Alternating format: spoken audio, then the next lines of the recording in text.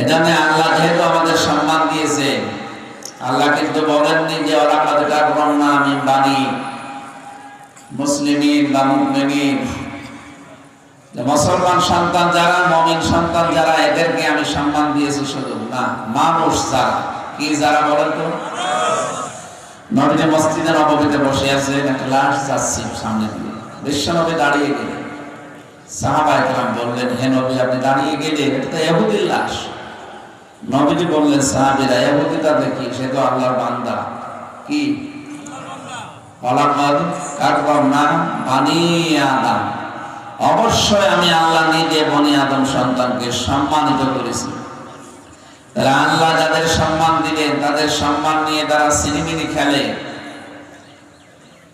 সারা দুনিয়ায় এই মানুষের সম্মান নিয়ে সিনেমিনা খেলা হচ্ছে। বিভিন্ন ধর্মের দোহাই কি, যে এরা এই ধর্মের লোক, এরা এই ধর্মের লোক। যদিও বাংলাদেশে ধর্মীয় মেরুকরণ বন্ধ হয়ে গেছে। আমাদের প্রতিবেশী নামে কলঙ্ক ছিল যারা, এরা সারাটা জীবন মিথ্যা ছড়িয়েছে যে বাংলাদেশে সংখ্যালঘু নির্যাতন হয় না। মাইক এখনো হয়নি। কোথায় মাইকওয়ালা, কোথায়? এটা ঠিক আছে, আপনি আওয়াজ ঠিক করেন, রিভাব হালকা কমিয়ে দিন, ইকো দেওয়ার দরকার নেই, আওয়াজ বাড়িয়ে দেন, রিভাব কমিয়ে দিন। ভয়েস অফ আমেরিকা, এরপরে মাইক্রোসফট, এই সমস্ত বিষয়গুলো চালায় পৃথিবীর খ্রিস্টানরা। তারা 257টা রাষ্ট্রের রিপোর্ট দিয়েছে, সবচাইতে বেশি মিথ্যা কথা বলা হয় ভারতে। আমাদের নামে যে তথ্যগুলো এতদিন ছড়িয়েছে, সব উদ্দেশ্য প্রণোদিত ভাবে, এবং এই মিথ্যা ছড়িয়ে এই দেশের অনেক মানুষের মগজ তারা ধোলাই করেছে। যিনি এতদিন দায়িত্বে ছিলেন 15.5 বছর, তার বাবাকে যেদিন মেরে ফেলা হয় ওই দিন থেকে 81, তার মানে 6টা বছর উনি দিল্লিতে ছিলেন। 6 বছর একাধারে তার মগজ ধোলাই করে এই দেশে পাঠানো হয়েছিল। এখানে যে বিভাজনটা তৈরি করে দিয়ে গেল, এটা এখন মিটতে কতদিন লাগে আল্লাহ ভালো জানে। নিজের আপন ভাই শত্রু হয়ে গেছে। রাজনৈতিক আলাদা দল, আলাদা আদর্শ আপনার থাকতেই পারে, তো তাই বলে আপনি একজন মানুষকে পিটিয়ে মেরে ফেলবেন? কোথায় পেয়েছেন এই আদর্শ, এই সংস্কৃতি? বছর শিবির করে এই জন্য মেরে ফেলেছে। আরে ভাই, শিবির পর দেবেন, মেরে ফেলা লাগবে। বিশ্বজিৎকে যে ছেলেরা মেরেছিল, ওরা আমার সাথে জেলে ছিল 3 বছর। মাঝে মাঝে আমার কাছে আসতো, জিজ্ঞাসা করতেন, আপনি মেরে ফেললে? একটা হিন্দু মানুষ আপনাকে বলে না যে আমি হিন্দু? বছর বলেছিল, যখন ওটা কোপ দিচ্ছিলাম, কোপাচ্ছিলাম, ওই সময় বলেছিল যে ভাই কিসের জামাত, কিসের শিবির, আমি তো মুসলমান না। আমরা যদি বিশ্বাস না হয় আমার কাপড় চোপড় খুলে দেখেন। এরপরও আমরা মানি না, জায়গায় মেরে ফেলছি। কি হইলো এটা করি? এখন আমার মা বাবা আমার পরিচয় দেয় না, কারণ আমার ফাঁসির আসামি আমি।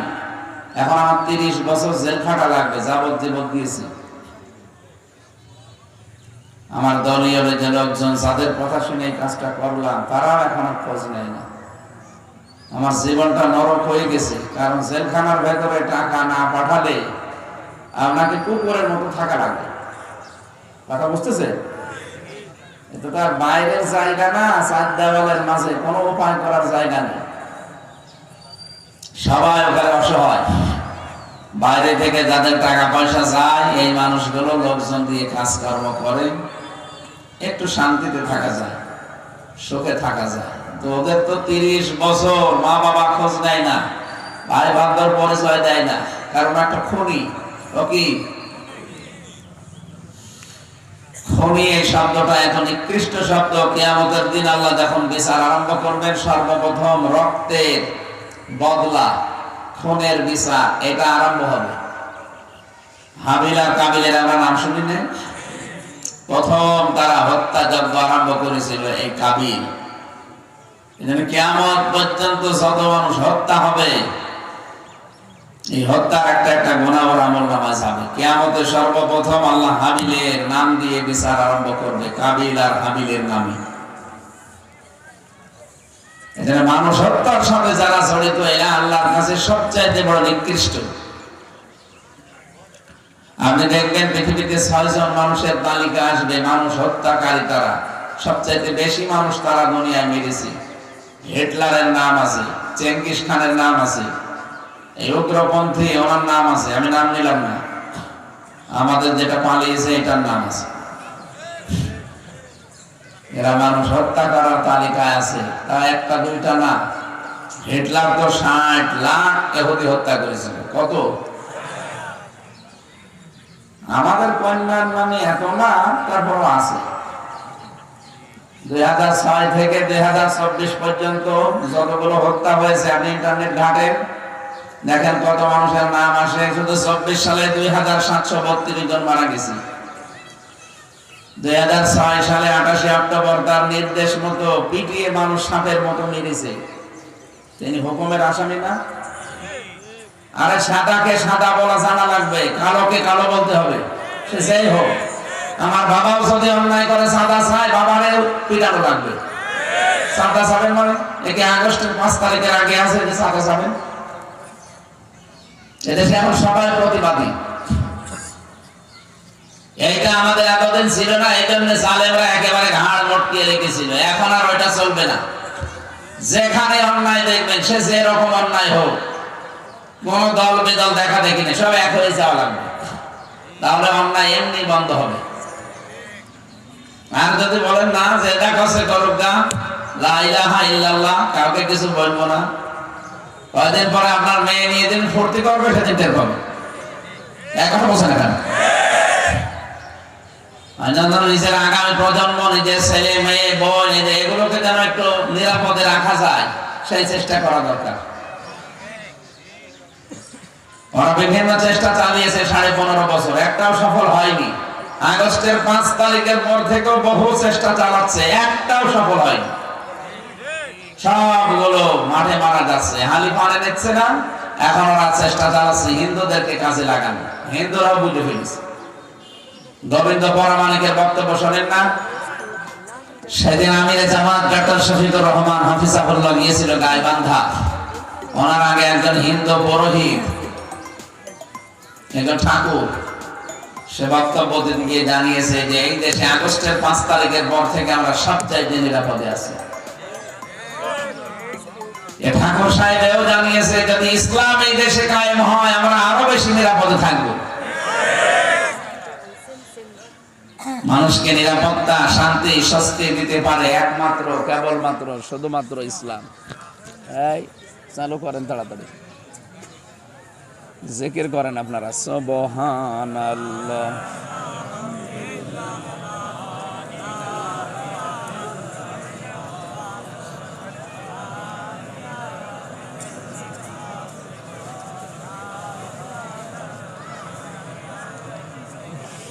এখানে না দাঁড়িয়ে থেকে তাড়াতাড়ি করতে বলেন।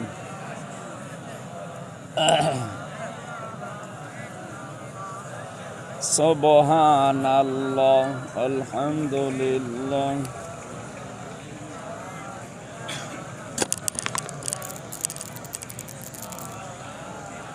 লা ইলাহা ইল্লাল্লাহ, সুবহানাল্লাহ, আলহামদুলিল্লাহ, লা ইলাহা ইল্লাল্লাহ, আল্লাহুম্মা সাল্লি আলা সাইয়্যিদিনা মাওলানা মুহাম্মদ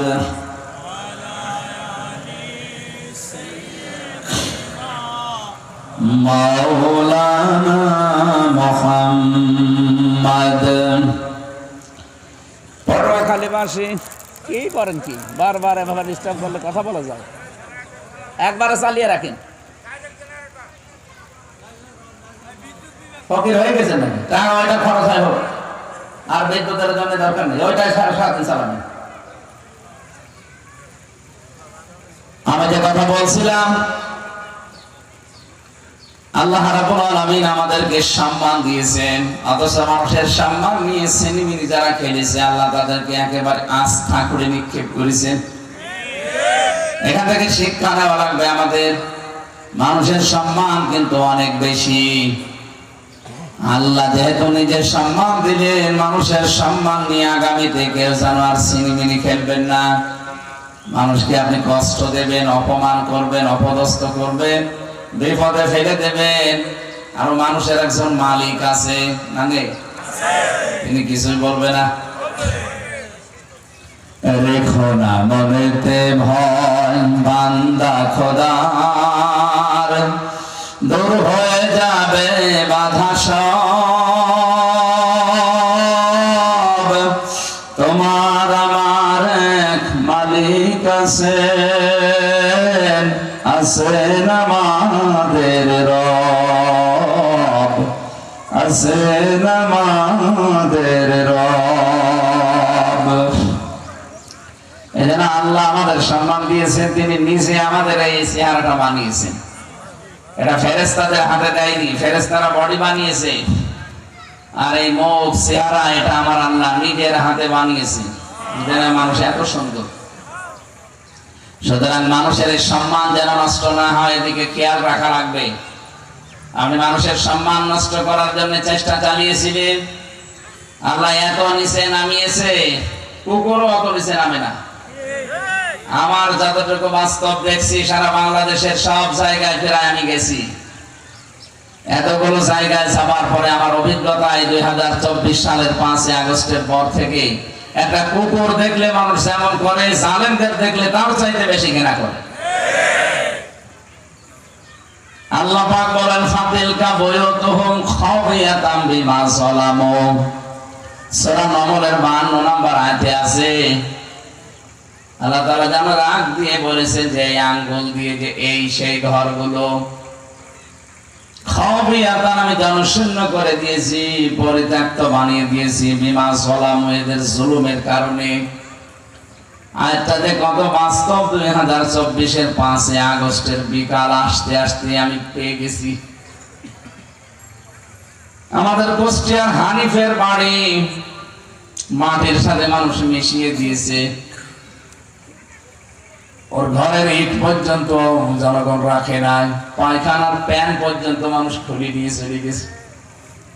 এমনি না, বিমা যালামু, আল্লাহ বলেন এদের জুলুমের কারণে এদের জায়গাগুলো পর্যন্ত আমি অভিশপ্ত বানিয়ে দিয়েছি। এ পর্যন্ত আল্লাহ শেষ করে দেননি, এর পরের অংশ আমাদের জন্য। ইন্না ফি যালিকা লাআয়াতাল লিকাওমিন ইয়ালামুন। অবশ্যই এর ভেতরে শিক্ষা আছে যারা জ্ঞানী তাদের জন্য। আপনারা কয়জন আমার সামনে বসে আছেন, আমি কয়জনের জন্য বলছি, এটা রেকর্ড হচ্ছে, সারা দুনিয়ায় যাচ্ছে। সবাইকে সামনে নিয়ে আমি কথা জানাতে চাই, জালেমদের এত বড় শিকড় যদি আল্লাহ কেটে দিতে পারে, আগামীতে যারা আসবেন তারা যদি জুলুম করেন তাদের বাড়ি ঘর কিন্তু শ্মশান হয়ে যাবে। এই জন্য সাবধানে চলবেন। অথচ অনেককে দেখতে পাচ্ছি, অনেকে আল্লাহর নামে আরম্ভ করে দিয়েছেন।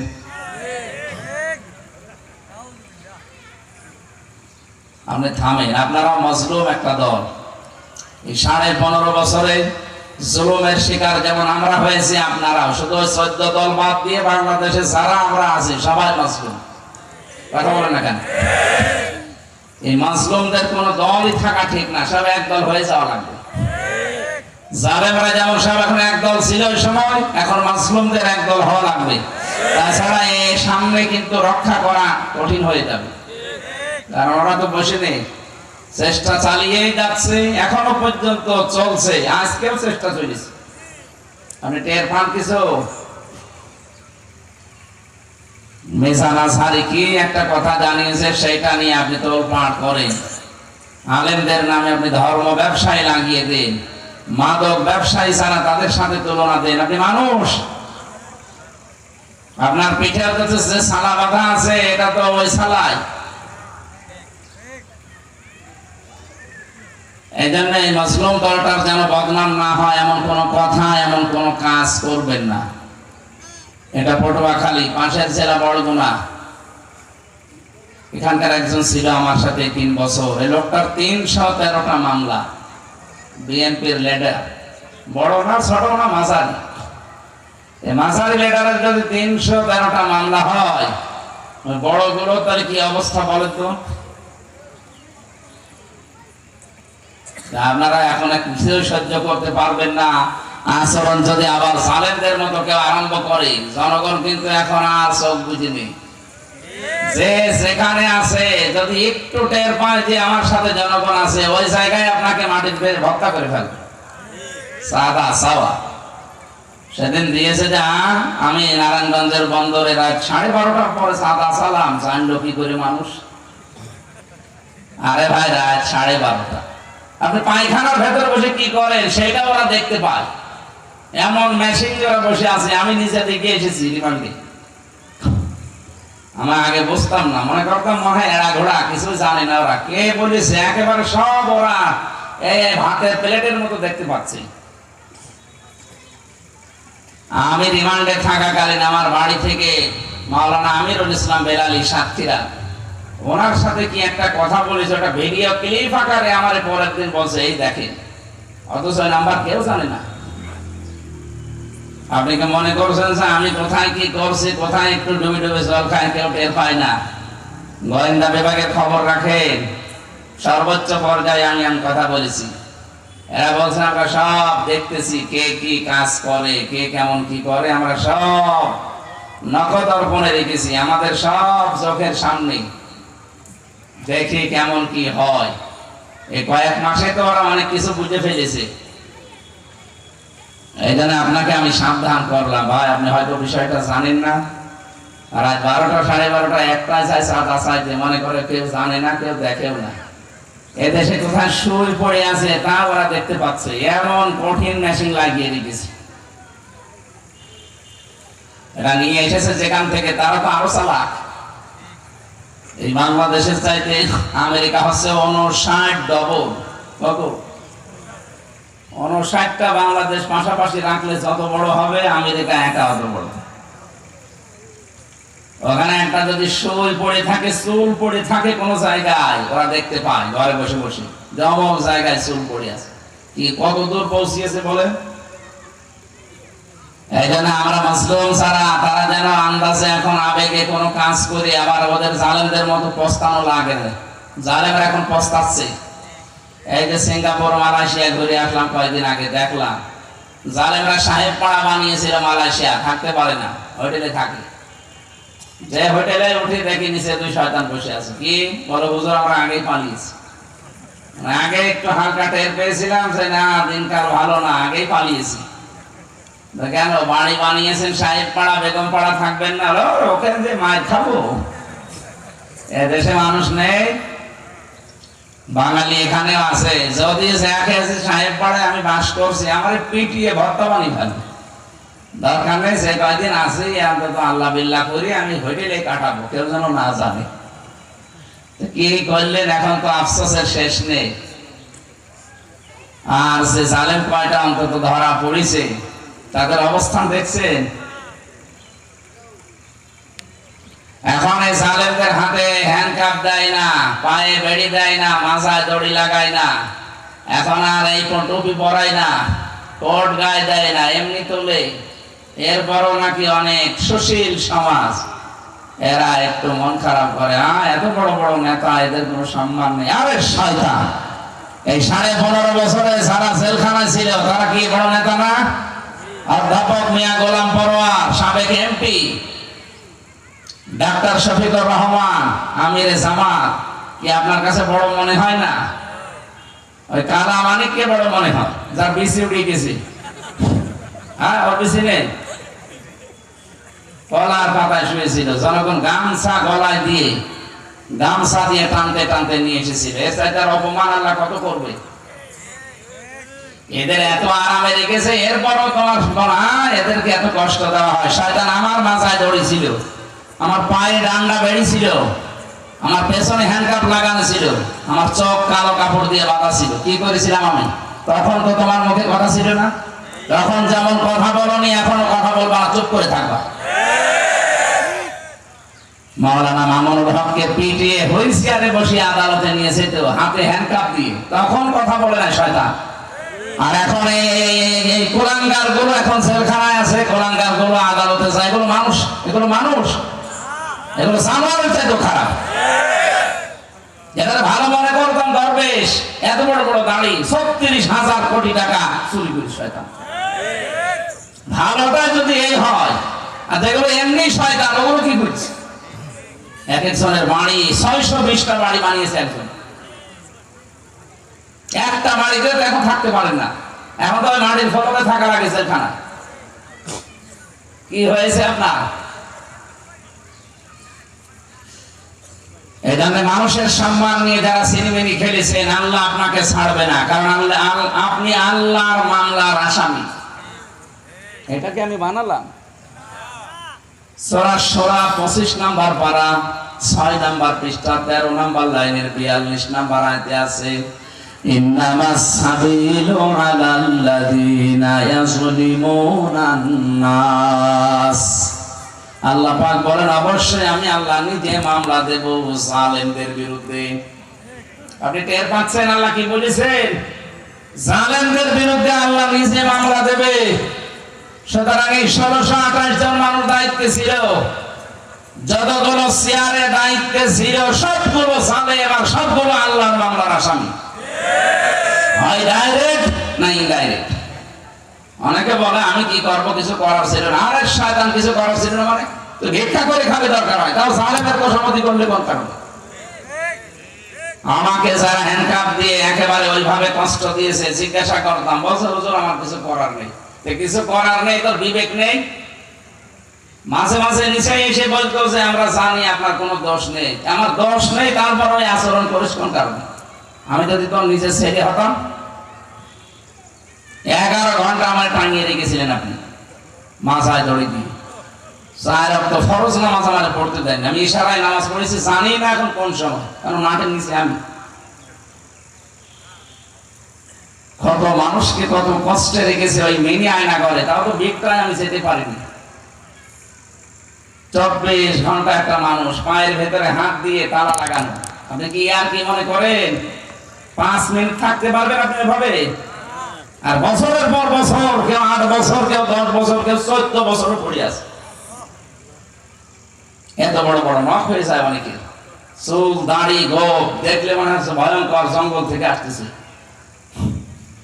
কেউ কেউ দেয়ালের সাথে নখ দিয়ে খুশিয়ে খুশিয়ে লিখে রাখতো, ভাই যদি বাইরে যেতে পারে তাহলে এই নাম্বারটা একটু জানাবেন যে আমি বেশি আছি। সকালে বেটা পচা ছোলা দিয়ে যেত, দুপুর বেলা 1 মুঠ ভাত দিত, তাও মনে হচ্ছে কেউ মাখিয়ে দিয়েছে। আর এখনো পর্যন্ত অনেকে জালেমের পক্ষে স্ট্যাটাস দেয় যে হ্যাঁ কি করেছে বউ তার পালানো লাগলো। শয়তান, তোমার সাথে তো হয়নি, তোমার বাবারে যদি ওইভাবে 14 বছর আয়না ঘরে রেখে দিত তখন তুমি টের পেতে।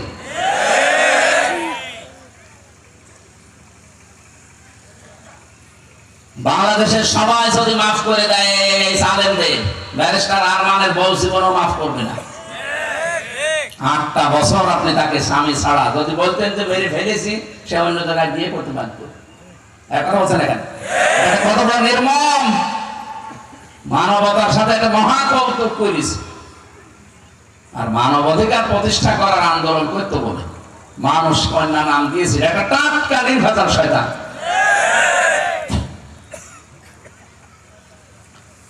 আলেমদেরকে যেভাবে কষ্টে রেখেছিল জেলখানার ভেতরে, আয়না ঘরের ভেতরে, মানুষ অত নিচে নামে না। মাঝে মাঝে ভাবতাম আল্লাহ যারা দায়িত্বে থাকে এরা বাড়ি যেয়ে সংসার করে কি করি? এরা যে দৃশ্য করে গেল আমাদের সাথে, বাড়ি যেয়ে সংসার করে কি করি?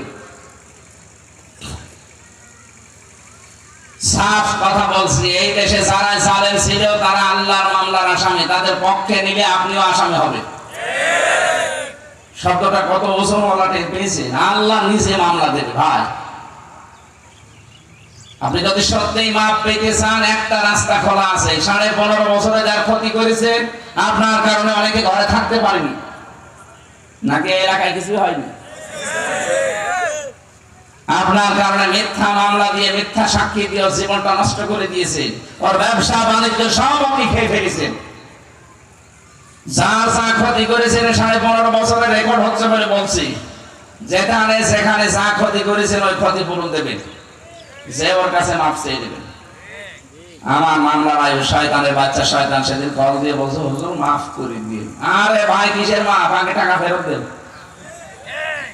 30 লাখের উপরে টাকা খেয়েছেন আপনারা, ওই টাকাগুলো ফেরত দেন। আমি আকিস গ্রুপের খতিব ছিলাম, ওখান থেকেই নিয়েছি প্রায় 32 লাখ। ওই টাকাগুলো ফেরত দেওয়া লাগবে আপনাকে। তাহলে আস্তাগফিরুল্লাহ পড়বেন আর মাফ হয়ে যাবে। আমাকে ঘাস কাটছে নাকি? বাংলার মুসলমানের অপরাধ যার কাছে স্বীকার করা লাগবে তার কাছে। এই দেশের মানুষের স্বভাব ভালো না, এরা অপরাধ করে একজনের কাছে, মাফ চায় আরেকজনের কাছে। টাকা পয়সা মারে এই দেশে, জমি জায়গা মেরে খায় এই দেশে, আর কাবা শরীফের গিলাফ ধরে যায় কাজে। আস্তাগফিরুল্লাহ, ওরা দাঁত মুখ খুলে ফেলা দরকার শয়তান। তো কোন কারণে 6500 কিলোমিটার দূর থেকে এসে এখানে মাফ চাস? তুই কি আল্লাহর কাছে অপরাধ করেছিস? তুই অপরাধ করেছিস হামজার কাছে, আগে হামজার কাছে মাফ চাবি। এখন বলছে না কেন? সে যদি মন থেকে বলে যে মাফ করে দেব, কিন্তু আমার এই ক্ষতিপূরণ দেওয়া লাগবে, আপনাকে কাজ দেওয়া লাগবে, নয়তো কিয়ামতে আল্লাহ কাট ছাট করে নেবে। আশা করছি আমার কথার অর্থ বুঝেছেন, নাকি না বোঝার ভান করে আছেন? কত মানুষকে দেখছি এরকম ভাবে আন্দাজে ধোকা দেয় মানুষ। আরো অসুবিধা নেই, আপনি আস্তাগফিরুল্লাহ পড়েন, মাফ হয়ে যাবে। ইয়ার কি মারা জায়গা পান না আপনি? আপনি আল্লাহর কাছে অপরাধ করলে আস্তাগফিরুল্লাহ পড়লে মাফ হয়ে যেত। আপনি আস্তাগফিরুল্লাহ পড়বেন আল্লাহর কাছে, আল্লাহরটা মাফ হবে। হামজারটা মাফ করবে কি? কারণ আল্লাহ তো এই হক্কুল ইবাদ নেয়নি, উনি হক্কুল্লাহ নিয়েছেন। হক্কুল ইবাদ যারা নষ্ট করেছেন, যার কারণে নষ্ট হয়েছে। আপনি চেয়ারে থাকার কারণে অনেক মানুষ চেয়ারের উপরে উঠতে পারে নাই। প্রমোশন হওয়ার কথা ছিল, আপনার কারণে হয়নি। এরকম বাংলাদেশে নেই? কিচ্ছু জানে না, ঘরে ঘুমিয়ে আছে, চট করে দেখছে হাসতে। কি গো এখানে কি গাছ কেটেছিস? কখন? স্বপ্নে। বেশি বললাম? এইটা চলছিল 15.5 বছর। এই করে করে এক একজন হাজার হাজার কোটি টাকার মালিক, আর খালি মেগা প্রকল্প বানিয়েছে আর মেগা ডাকাতি করেছে। এখন সব বের হচ্ছে, প্রতি বছরে 42,000 কোটি টাকা পাচার হয়েছে এই দেশ থেকে। অথচ পদ্মা সেতু বানাতে 32,000 কোটি টাকা খরচ হয়েছে। কে বলেছে 32,000 কোটি টাকা হলে 4টা পদ্মা সেতু বানানো যায়? 2-3 বার করে খালি মাছের পাঠিয়েছে, আর টাকাগুলো সব আল্লাহ রাস্তায় পাঠিয়েছে। এখন আল্লাহ একেবারে ধরার মতো ধরেছে। ইন্না বাদশা রব্বিকা লাশাদীদ, আমার ধরা বড় শক্ত ধরা। এই জালেমদেরকে ছাত্র জনতা ধরে না, ধরেছে সরাসরি কে? আল্লাহ। আরো জোরে বলেন আল্লাহ যে ধরেছে। আপনার বিশ্বাস হচ্ছে না? নাই তো কয়েক ঘন্টার ভেতরে লক্ষ লক্ষ মানুষ কোথায় পেলেন আপনি? আমার মনে হয় আল্লাহ ফেরেশতা পাঠিয়েছে। এটাতে পাঠিয়েছে, তার বাস্তব প্রমাণ আল্লাহ কোরআনে দিয়েছে। সূরা আনআম 7 নাম্বার 12 নাম্বার পৃষ্ঠার 2 নাম্বার লাইনে 44 নাম্বার আয়াতের মাঝের অংশে আছে, হাত্তা ইদা ফারিহু বিমা উতু আখাযনাহুম বাগতাতান। আল্লাহ পাক বলেন, ওরা আমার দানকৃত ক্ষমতা বস্তু এগুলো বেজানো নিয়ামত পেয়ে যখন আনন্দে আত্মহারা হয়েছিল, মনে মনে ভাবতো আর কোনোদিন মনে হয় পারা পরিবর্তন হওয়া লাগবে না। যখন ওরা আমার দানকৃত ক্ষমতা পেয়ে নিয়ামত পেয়ে আনন্দে আত্মহারা হয়েছিল, আখাযনাহুম বাগতাতান, আমি আল্লাহ নিজে তাদেরকে আকস্মিক ভাবে ধরলাম। এখানে ফাইল সরাসরি আল্লাহ নিজে, ওয়ার্তাকে যারা আরবি গ্রামার মধ্যে জিজ্ঞাসা করেন, আখাযনা এর ফাইল আল্লাহ নিজে। আল্লাহ বলেন আমি ধরেছি। কিভাবে ধরলাম তাদেরকে? বাগতাতান, আকস্মিক ভাবে তাকে ধরেছি। আল্লাহ বলেন আই হোম, বহু বছর এটা জমির যত জালেম ছিল সবাইকে যেন আল্লাহ একবারে ধরেছেন। নয়তো সারা বিশ্বে এমন ইতিহাস আমরা দেখিনি যে একবারে 300 এমপি পালিয়ে যায়। আল্লাহ না ধরলে একবারে সব পালাতো না। একেবারে হুবহু কোরআনের সাথে মিল আছে। আল্লাহ বলেন আমি নিজে ধরেছি। বাগতাতান শব্দটার ব্যাখ্যা পেয়েছি, আমি এমন ভাবে ধরলাম যে ফাইদা হুম মুবলিসুন, হতাশ হয়ে পড়েছে, নিরাশ হয়ে গেছে, দুপুরের খাবার খাবে সে সময়টা পায়নি। 5 মিনিট সময় চেয়েছিল যে একটা লিখিত বক্তব্য, আল্লাহ বলেন না, তাও হবে না, তাড়াতাড়ি পালা। যাতে মাতাল হলো উনি, তাহলে ঠিক আছে, যাওয়ার সময় একা যায়নি, 14টা ব্রিফ কেস নিয়ে গেছে। ওই ব্রিফ কেসের ভেতরে শুধু মাটি আর ছাই ছিল। আপনার মন খারাপ হয় না? পাইলটকে জিজ্ঞাসা করছে কি ব্রিফ কেস গুলো উঠেছে? বলছে হ্যাঁ, ওঠো চলো। আর কারোর সাথে কথা নেই, সব ভিডিও আকারে এখন ক্লিপ আকারে আমার দেশ পত্রিকা ছেড়ে দিচ্ছে। আপনার এত বাক্স লাগবে, আপনার এত ব্রিফকেস দরকার, কি করবেন এগুলো? বয়স তো শেষ হয়ে গেছে। দুনিয়ায় সব হয়ে গেল, একটা হাসি মানুষ আপনি।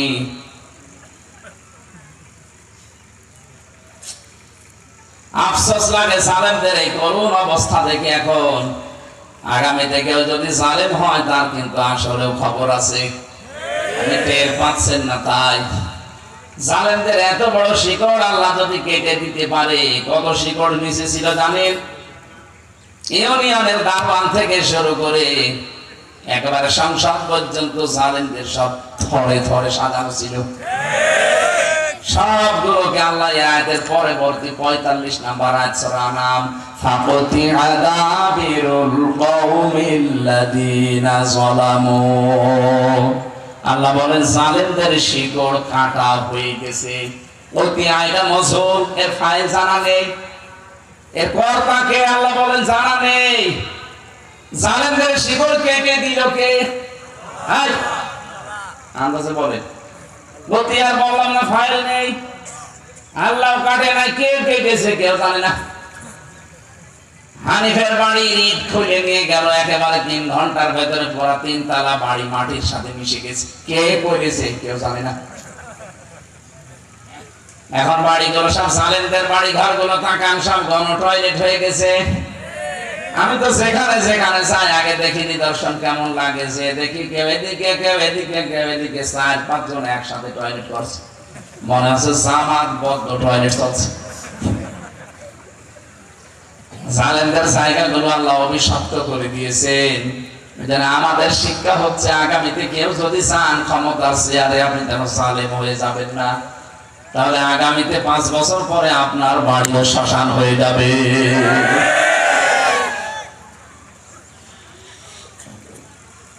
আল্লাহ নিজে যখন ধরেছেন, উনি নিজে যখন মামলা দেবেন, উনি নিজেই বিচারপতি, নিজেই মামলার বাদী। কত বড় দুঃখজনক কথা জালেমদের জন্য বলেন। আমি বারবার কেন উচ্চারণ করছি, আজ হাজারো জালেমের সব কুল শেষ হয়ে গেছে। অনেকে মনে করছে 14টা ব্রিফ কেস নিয়ে উনি খুব আরামে আছে না। কয়েকদিন আগে বলেছিল যে আমি এই অঘোষিত সেলখানায় ভারতে আর থাকতে চাই না, আমার কাছে এটা সেল মনে হয়। কত মানুষের বরদোয়া লেগে আছে, কত মানুষের চোখের পানি, কত মানুষের রক্ত আপনি কি জানেন? যাদের ছেলে মারা গেছে তাদের বাড়িতে একটু যায়। সেটা আবু সাইদের বাড়িতে গিয়েছিলাম, মধ্য ভাইয়ের বাড়িতে, ফয়সাল ইয়ামিন, ওয়াসিফ, এদের বাড়িগুলো দেখতে চাই। কান্নায় ভেঙে পড়ে তার মা আর বাবা। কি ভালোবাসতো তাদের সন্তানকে, কেন মারলেন আপনি? আপনি যখন পালিয়ে যাবেন, কিছুদিন আগে যেতে পারলেন না, তাহলে যে মানুষগুলো মারা যায় না? এখন বসে 34,000 মানুষ এখনো পর্যন্ত বিভিন্ন অঙ্গ প্রত্যঙ্গ হারিয়ে বিভিন্ন হাসপাতালে কাতরায়। কারো 1 হাত নেই, কারো 1 পা নেই, কারো 1 চোখ নেই, কারো অন্ডকোষ উড়ে গেছে। আমি নিজে দেখেছি। আমার সামনে গোষ্ঠীতে 16 জন মানুষ এক জায়গায় মরে গেল। এত মানুষের রক্তের এই স্বাধীনতা এখন যদি কেউ কলঙ্কিত করতে চান বিভিন্ন নাম দিয়ে, যে নামে আসেন না কেন আপনাকে ছাড়া হবে না। এই কথা বলে না কেন? মানবতা বিরোধী কোন কাজ, মানুষকে কষ্ট দেয় এরকম কোন কাজ এই দেশে আর হতে দেওয়া হবে না, সে সেই হোক। ওরা বিভিন্ন নাম দিয়ে চালাতে চেয়েছিল বিশৃঙ্খলা করার জন্য। প্রথমে আনসার লীগ দিয়ে চালিয়েছে, হয়নি। এরপরে রেকশা লীগ, হয়নি। হিন্দুদেরকে কয়েকবার চালাচ্ছে, হচ্ছে না, কারণ হিন্দুরাও বুঝে ফেলেছে যে দেশে শান্তিতে থাকতে হলে ইসলাম লাগবে। আল্লাহ পাক মানুষকে সম্মান দেওয়ার কথা বারবার কোরআনে জানালেন, আর আমরা মানুষের সম্মান নিয়ে সিনেমেরি খেলি। আল্লাহ ছাড়বে আমাদের? এই জন্য তো আল্লাহ এত অপমান করেছে। আল্লাহ আমাদের হেফাজত করুন, বলেন আমিন। দরুদ সালাম পাঠ করার মাধ্যমে আজকের তেলাওয়াতকৃত আয়াত থেকে আমরা তাফসীর করছি সূরা আহকাফ। আহকাফের 9 নম্বর আয়াত পড়েছি। এর বাংলা অর্থ হচ্ছে উপত্যকা। নাম কি বললাম? আমার আজকের আলোচনার বিষয় হচ্ছে কেউ কারো না। যাদের উপর আমরা ভরসা করে আছি, যেহেতু এটা বরিশাল বিভাগ, এই বিভাগের মানুষটার ভেতরে এই স্বভাবটা আছে। কারণ আমি জানি সারা বাংলাদেশে সবচাইতে বেশি পীর সাহেব এই বরিশাল আর চট্টগ্রাম, এই 2 বিভাগে। আল্লাহর ওলি যত এই 2 বিভাগে এসেছে, আর এই 2 বিভাগের মানুষের আবেগও বেশি। মনে করো বাবা আছে, আর চিন্তা নেই। কিসের বাবা? বাবাই তো আপনার নিজের হিসাব নিয়ে ঠিক করতে পারবে না। ফাইদা নফিখা ফিস সূরি ফালা আনসাবা বাইনাহুম ইয়াউমাইযি ওয়ালা ইয়াতাসাআলুন। রব্বুল আলামিন বলেন, যখন ফৎকার দেওয়া হবে সিংহায়, তখন যত রকমের সম্পর্ক আছে সবগুলো কাট হয়ে যাবে। নসবের বহু বচন আনসাব, একটা সম্পর্ক থাকবে না। দলীয় সম্পর্ক হোক, আত্মীয়তার সম্পর্ক হোক, রক্তের সম্পর্ক হোক, যত রকমের সম্পর্ক দুনিয়ায় আপনার সাথে ছিল সব শেষ। আমি আমার ম্যাডাম আমার নাকে ওই সময় আমি নিজে বলতে বাধ্য হব, ম্যাডাম কে, তোমাকে আমি চিনি না। আল্লাহ আমাকে জানিয়েছে যেটা আমাকে বলা লাগবে। বাতিহি ওয়া আখি ওয়া ফাসিলাতিহি আল্লাতী তুবি। আল্লাহ বলেন, মানুষ আমার আযাব থেকে মুক্তি পাওয়ার জন্য শেষ পর্যন্ত নিজের বউকে দিতে চাইবে, নিজের ভাইকে দিতে চাইবে, নিজের জ্ঞাতি গোষ্ঠী যারা তাকে আশ্রয় দিত, তাদের দলীয় লোকজন সবাইকে বলবে, আল্লাহ সব দিয়ে দিলাম, আমারে মুক্তি দাও। ওমান ফিল আরদি জামিআন সুম্মা ইউনজি। তাম দুনিয়ায় আমার যত সম্পদ ছিল, স্থায়ী অস্থায়ী সব আমি দিয়ে দিলাম, এরপরেও আল্লাহ তুমি আমাকে বাঁচাও। রব্বুল আলামিন বলেন, কাল্লা, কখনোই না, ইন্নাহা লাযা, তোরে আমি লাজাই দেব। কোথায়? বলেন বলেন। এটা একটা নাম, জাহান্নামের দরজার নাম লাযা। এখান দিয়ে তোরে আমি প্রবেশ করাবো। কি আছে ওর ভেতরে জানিস? নাযাতাল লিশাওয়া। এখানে যাওয়ার পরে আগে চামড়া খসিয়ে পড়ে যাবে। আমি রিমান্ডে, হ্যাঁ আমি আযাব পেয়েছি, কষ্ট পেয়েছি রিমান্ডে। কিভাবে নখ তলে আমি দেখেছি। লজ্জা স্থানের ভেতরে এই যে তার গরম করে আগুনের মতো চলক টক করে, ওইটা ঢুকিয়ে দেয়। আমি নিজে আমার সামনে এগুলো করেছি। শিবিরের দেলাওয়ার হোসেন ঠাকুরগাঁও বাড়ি সাবেক সভাপতি, নাম শোনেননি? তার গরম করে লাল যখন টক টক করে, তখন এই লাল তার ওর লজ্জা স্থানের ভেতর ঢুকিয়েছে। ওর পুরুষ অঙ্গ নষ্ট হয়ে গেছে।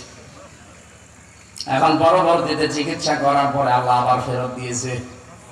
আমারে বলছিল যে দেলাওয়ারকে আমরা ফুটবলের মতো লাথিয়েছি। আপনাদের পায়ে এই জেলার সন্তান ডক্টর শফিকুল ইসলাম মাসুদ 57 দিন রিমান্ডে ছিল। এই যে সব হাড় মার গোড় মোড় কিছু নেই, নখগুলো সব পায়ের হাতে তুলে ফেলেছিল শয়তান।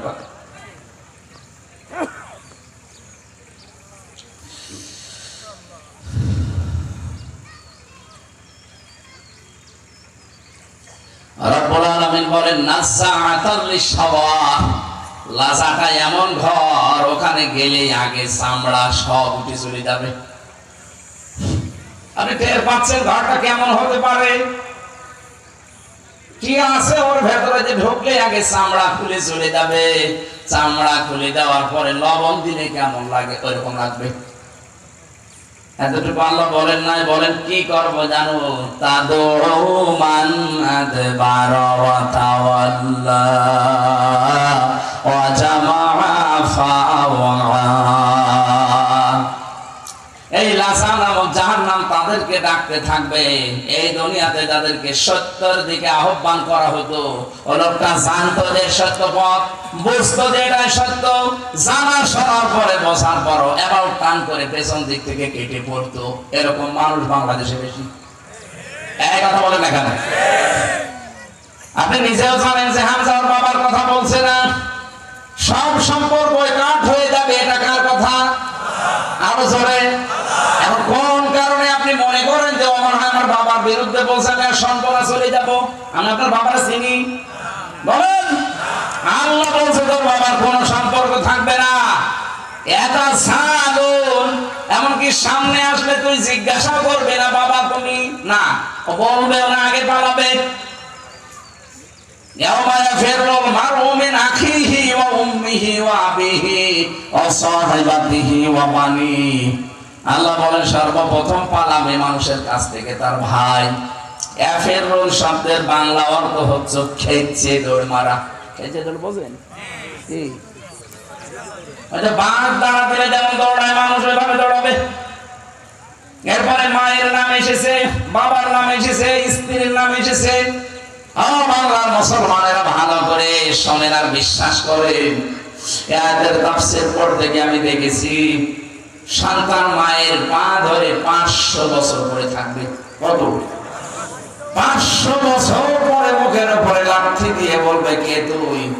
দুনিয়া আমার বিয়ে হয়নি, কিসের সন্তানের দাবি করিস? পটুয়াখালীবাসী সত্যি খুব চিন্তায় আছি। নিজের মা যদি 500 বছর পা ধরে থাকার পরও গর্ভধারিণী মা যদি মুখে লাথি দিয়ে বলে আমার বিয়ে হয়নি, সন্তান পাবো কোথায়? কার উপরে ভরসা করে আপনি নিজে জাহান্নামের দিকে যাচ্ছেন বলেন?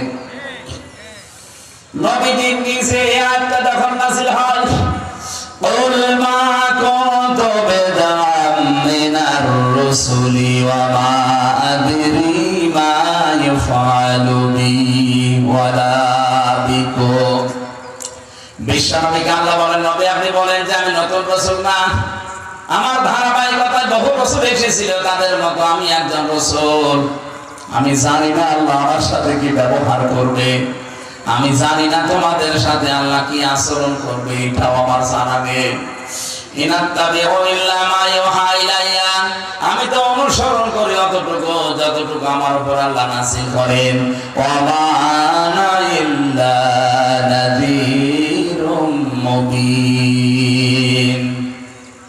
আমি শুধু সতর্ককারী ছাড়া কিছুই না। আয়াতটা নাযিল হওয়ার সঙ্গে সঙ্গে নবী নিজের মেয়েকে ডাকলেন, ফাতেমাতুজ জাহরা এদিকে আসো। হাসান হোসাইন কলিজার টুকরা নাতি, নিজের ফুফু সাফিয়া রাদিয়াল্লাহু তাআলা আনহা কাছে ডেকে বললেন, তোমরা সবাই আমার পরিবারের লোক, হে আমার ফুফু, হে আমার মেয়ে, হে আমার নাতি, নিজে যদি কোনো কাজ দুনিয়াতে না করতে পারো, কিয়ামতের দিন এই পরিচয় দিয়ে কোনো লাভ হবে না। আমার বাবা নবী ছিল, আমারে মাফ করে দাও না। আমার বাবার পরিচয়, নানার পরিচয়, ভাতিজার পরিচয় কোনো কাজ হবে না। কাকে বলছেন? নবীজি নিজের মেয়েকে, নিজের নাতিকে, নিজের ফুফুকে। পটুয়াখালীবাসী একটু বড় মগজটা, বুদ্ধিটা খাটান, মাথা খাটান। নিজের মেয়েকে যদি কথা বলতে পারে, অথচ নবী জীবিত থাকতে বলেছিলেন যে আমার কলিজার চাইতেও দামি আমার কাছে ফাতেমা। কেউ যদি ফাতেমাকে কষ্ট দেয়, সে যেন আমি নবীকে কষ্ট দেয়। এরকম আদরের মানুষকে যদি এ কথা বলে যে আমার পরিচয় কিছুই হবে না, নিজের কাজ যদি নিজে না করো, তা আমরা তো অনেক দূরের মানুষ, আমাদের সম্পর্কে কি কিছুই নেই। এখনই আমাদেরকে নিজের কাজ নিজে করা লাগবে। কেউ কারো না, কারো উপরে ভরসা করে কোনো লাভ নেই। কিয়ামতের দিন ওই যারা বলে যে কিয়ামতে এক একজন পীর সাহেব লক্ষ লক্ষ মুরিদ নিয়ে উঠবে, এটা তাহা মিথ্যা কথা। সূরা মরিয়ম 16 নম্বর পারা 10 নম্বর পৃষ্ঠা 15 নম্বর লাইনের 95 নম্বর আয়াত। যত তাফসীর আছে আপনি খুলে দেখেন, কিয়ামতে আল্লাহ পাক প্রতিটি মানুষকে ডাকবে তার সামনে একা একা। অকুল্লুহুম আতিহি ইয়াউমাল কিয়ামাতি ফারদা। কিয়ামতের দিন প্রতিটি মানুষকে আল্লাহ ডাক দেবে তার নিজের কাছে। কয়জন করে? একজন, নিজে নিজে আসবে। সুতরাং যারা এই কথা বলেন যে তোর চিন্তা নেই, বাবা আছে, ও তোকে শান্তি করে আসবে, ও বাবা ভণ্ড, আপনিও ভণ্ড। কোরআনের কথা বিশ্বাস হয় না, বাবার কথা বিশ্বাস হয়? নবীজি নিজে যদি নাতিকে বলতে পারে তোমার নানা নবী ছিলেন, পরিচয় দিবা না, কোনো পরিচয় কাজ হবে না, তা আপনি কি করে বলবেন আমি নবীজির আশিক ছিলাম? নবীর মেয়ে যেখানে কোল কিনার পাই না সেখানে আশিকের খবর আছে? আর সে আশিক আপনি শুধু জিলাপির আশিক আর খেচুড়ির আশিক। রাসূলের সুন্নাত গুলো, আদর্শ গুলো ভরণ দিতে হয়, তার একটা আদর্শ বাংলাদেশে কায়েম নেই, সেখানে আপনার কাজ কারবার নেই। আমি সঙ্গে দাবি করে খালি খেচুড়ি আছে, আপনি ধান্দায় আছে। এখানে নিজের কাজ যেহেতু নিজে করা লাগবে। এর বড় ফাতেমাতুজ জহরা নিচে আমল লাখ কম ছিল না তার। এই পৃথিবীর ময়দানে হযরতে ফাতেমাতুজ জহরাকে জিন্দা অবস্থায় আল্লাহ সংবাদ দিয়েছেন যে তোমার আমি জান্নাতের নেত্রী বানিয়ে দিলাম। এরকম একজন মহিলা মারা যাওয়ার পর হযরতে আবু যর গিফারি বলেন আমি কবর খুঁড়তে গেলাম, কবরটা খোঁড়া কমপ্লিট করে উপরে দাঁড়িয়ে একটা ঘোষণা দিলাম, কবর তোমার ভেতরে হযরতে আলীর স্ত্রীকে রাখবো, হাসান হোসেনের মাকে রাখা হবে, জান্নাতের সরদারিনী নেত্রী ফাতেমাতুজ জহরাকে রাখা হবে, সাবধান বিয়াদবি করবা না। কবরের কোনো আওয়াজ নেই। হযরতে আবু যর বলে ফেললেন কই সন্তান যে নাকি তোমার ভেতরে এই আযাব কই, কিছুই তো দেখা যায় না। চতুর্থবার বললেন কবর তোমার ভেতরে আজকে যারে রাখা হবে তিনি কিন্তু জাহানের বাদশা মুহাম্মাদুর রাসূলুল্লাহ, তার কলিজার টুকরা মেয়ে, সাবধান বিয়াদবি করবা না। কবরের ভেতর থেকে মানুষের মতো আওয়াজ আসতেছে, আবু যর নিজে শোনো আর মানুষকে শোনাও। আমি ফাতেমাকে চিনি না, আলীর স্ত্রী চিনি না, হাসান হোসেনের মাকে চিনি না, নবীর মেয়ে চিনি না, আমি শুধু চিনি তার কাজ। যদি কাজ ভালো হয় আমি জান্নাতের বিছানা বিছিয়ে দেব, যদি কাজ কারবার দুনিয়ায় খারাপ হয়ে যায় ভালো করে কান খাড়া করে শোনো, আমি কিন্তু এই পাশ থেকে একটা চাপ দেব, এ পাশের হাড় ওই পাশে চলে যাবে। হযরতে আবু যর বলেন ওই দিন আমি চিৎকার দিয়ে কবর থেকে ওঠার পরে এই যে দৌড় দিয়েছি, কোনদিন আর জীবিত থাকতে সংসার করতে পারি না। যে ফাতেমারে যদি আল্লাহ এই কথা বলে কবর দিয়ে, আমার অবস্থা কোথায়? আমি তো নবীর মেয়েও না, নবীর নাতিও না, নবীর জামাইও না, আমি দূরের মানুষ, আমার কি হবে? অথচ প্রতিটা সাহাবী জান্নাতি। কথা বলে না কেন?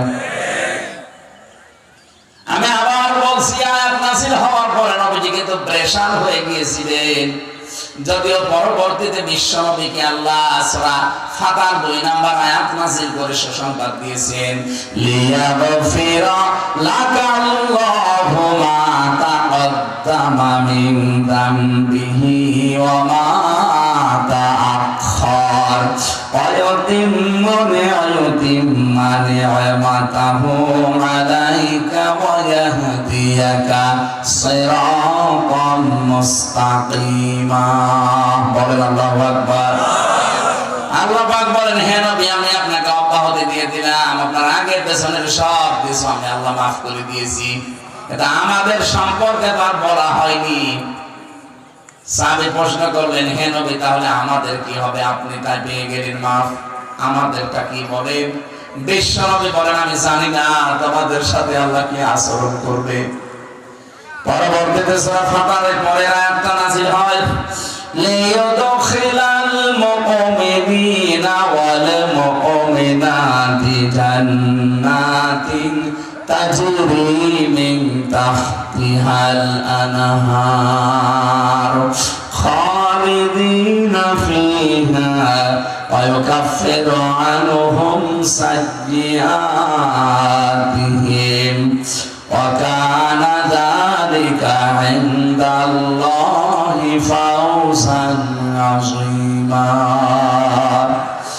রব্বুল আলামিন পরবর্তীতে আমাদের জন্য সুসংবাদ দিয়েছেন, হ্যাঁ তোমাদের ভেতরে যারা মুমিন নারী পুরুষ তাদেরকে আল্লাহ বাগানে প্রবেশ করাবে, যার তলদেশ দিয়ে নদী আর নহর প্রবাহমান থাকবে, খালিদিনা ফিহা চিরস্থায়ী থাকতে পারবে।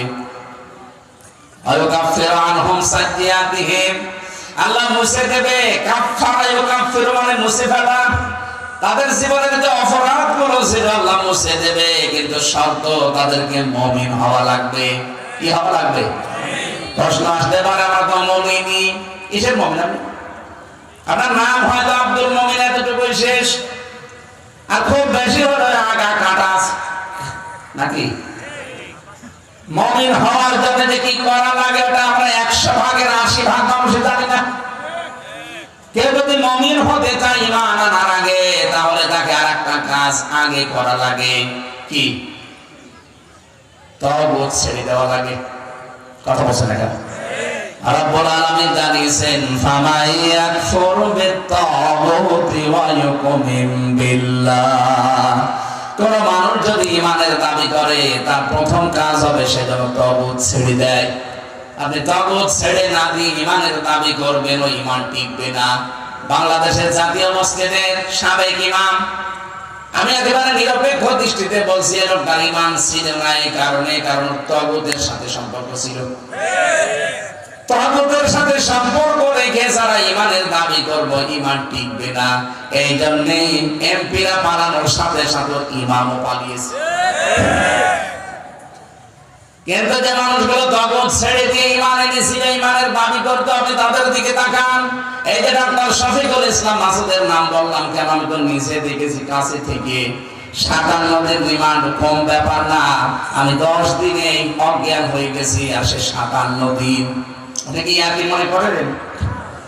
এত রিমান্ডে নেওয়ার পরে, এতদিন জেল খাটানোর পরও জালেমরা এক চুল তাকে টলাতে পারেনি, কারণ সে ঈমান এনেছে তাগুত ছেড়ে দিয়ে। কথা বলেন, বাংলাদেশে কত মানুষকে দেখে ঈমান এনেছে কিন্তু তাগুতের সাথে সম্পর্ক রেখে, এটা ঈমান আনার পরে ঝড় উঠলে ঈমান লিবে যায়। ঝড় গেছে পটুয়াখালী, এখান থেকে এই দৌড়বাতি নেমে গেছে।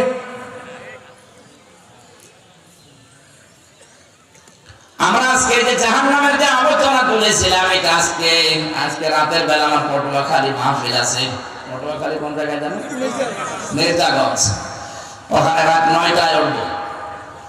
রাত 9টা না, 8টায় উঠবো ইনশাআল্লাহ। 8টায় উঠবো, যতক্ষণ পারি এই শব্দের ব্যাখ্যা ওখানে আমি প্রায় অনেকগুলো তথ্য লিখেছি, ওখানে আমি কথা বলবো। এখন মাগরিবের আযান দেবে তো আর টানতে পারছি না, যেহেতু আমার এখন খাবার খাইনি, খাবার খাবো, যে এরপরে চলে যাবো ওখানে যে নামাজ পড়ে উঠবো, ঈশার নামাজ পড়ে। আপনারা যাদের সময় আছেন ওখানে যে আগামীতে আসলে আবার চেষ্টা চালাবো ইনশাআল্লাহ। আল্লাহুম্মা আমিন। রব্বিরহামহুমা কামা রব্বায়ানি সাগীরা, রব্বিরহামহুমা কামা রব্বায়ানি সাগীরা। আল্লাহ তাআলা মাগরিবের আগে দোয়া কবুল হয় আমরা বিশ্বাস করি। নবীর হাদিস থেকে বাবা মুসাফির অবস্থায় হাত তুলেছি, আমাদেরকে একেবারে খালি হাতে ফেরত দিও না। এ বিশাল আয়োজনে তোমার যে বান্দা এলাকার মানুষকে নিয়ে 3 দিন ব্যাপী আয়োজনে আঞ্জাম দিয়েছে। শ্রদ্ধাভাজন বড় ভাই জনাব একেএম কামরুল ইসলাম মাসউদ তালুকদার, আল্লাহ তোমার এই গোলামকে কবুল করে নাও। হাজারো এতিমের দায়িত্ব তার মাথার উপরে, আল্লাহ তুমি মেহেরবানি করে তাকে দেখে রাখো। নবীজি জানিয়েছেন, কেউ যদি কোনো এতিমের মাথায় হাত বুলিয়েও দেয়, যতগুলো চুল পড়বে অতগুলো নেকি পাওয়া যায়। অথচ আমার ডানে বামে পেছনে কত এতিমের দায়িত্ব তোমার বান্দা নিয়েছে, মেহেরবানি করে তাকে ওমরের মতো কবুল করে নাও। যারা আমরা এসেছি কেউ কারো না, তুমি যে নিচে জানিয়েছো এই আয়াতটা আমাদের জীবনে প্রতিফলন করে দাও। সম্মানিত মা বোনেরা, পর্দার আড়ালে বসে আছে, খাদিজার মতো আয়েশার মতো বানাও। আমাদের স্ত্রী যাদেরকে তুমি দিয়েছো, ওই স্ত্রীগুলো হযরতে খাদিজাতুল কুবরার মতো তৈরি করে দাও। ছেলে মেয়ে যাদের দিয়েছো আল্লাহ তুমি তাদেরকে নেককার বানাও। রব্বানা হাব লানা মিন আজওয়াজিনা ওয়া যুররিয়াতিনা কুররাতা আয়ুনিন ওয়াজআলনা লিল মুত্তাকিনা ইমামা। আল্লাহ বিশ্বাস নিয়ে আমরা হাত নামাচ্ছি, আমরা যা শুনলাম আমরা যেন মানতে পারি সেই তৌফিক তুমি আমাদেরকে দেবে। আল্লাহ কামরুল ইসলাম মাসুদ তোমার এই বান্দার মা বাবাকেও মাফ করে দাও, তার স্ত্রী সন্তান যেগুলো দিয়েছো তাদেরকে সহি সালামতে রাখো। এই এলাকায় যারা ব্যবসা বাণিজ্য করে, মাঠে ঘাটে কাজ করে, চাষাবাদ করে, এদেরকে তুমি বরকত দাও। 3টা বছর সালেমের জেলখানায় আমি অসুস্থ হয়ে পড়েছি, স্বাভাবিক হচ্ছে না শরীর। আল্লাহ মেহেরবানি করে তুমি আমাকে আগের অবস্থায় ফিরিয়ে দাও। বারাকাল্লাহু লানা ওয়া লাকুম ফিল কোরআনিল আযীম। আলহামদুলিল্লাহি রাব্বিল আলামিন। আসসালামু